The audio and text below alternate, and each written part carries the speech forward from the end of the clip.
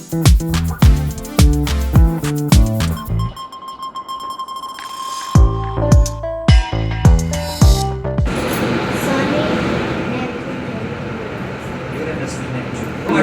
એ બહુ નાની કેટેગરીનો છે, એટલે સાયન્ટિફિક ભાષામાં એને ડ્વાર્ફ પ્લેનેટ કહેવાય છે. ડ્વાર્ફમાં સમજાવેલું છે.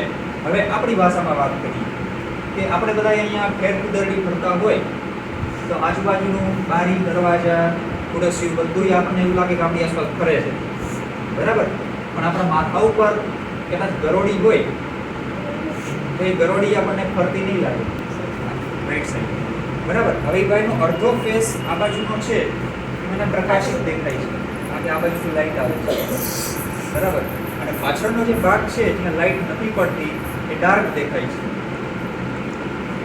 એટલે આ કઈ કળા થઈ, કઈ તિથિ, અર્ધો ચંદ્ર કઈ તિથિમાં દેખાય? તો આ તકે બંનેનો આપણે આભાર માનીએ છીએ. એ સાથે બીજું પણ તમને કહેવાનું છે કે આપણે માત્ર અવકાશના આપણે ગ્રહો જોઈ લીધા, સમજી લીધું એટલું જ નહીં, પણ તમે પણ આની અંદર નવું સંશોધન કરતા રહ્યો, કાંઈક ને કાંઈક જાણતા રહ્યો. કલ્પના ચાવલાની જેમ તમે વૈજ્ઞાનિકો બનો અને અવકાશ વિજ્ઞાનની અંદર નવું સ્પેસ શટલની અંદર શું હોય એવું નવું જાણીને તમે પણ વૈજ્ઞાનિકો બનો. તમારા મા બાપનું નામ વધારો, શાળાનું નામ વધારો અને એ સિવાય આપણા દેશનું નામ પણ વધારો.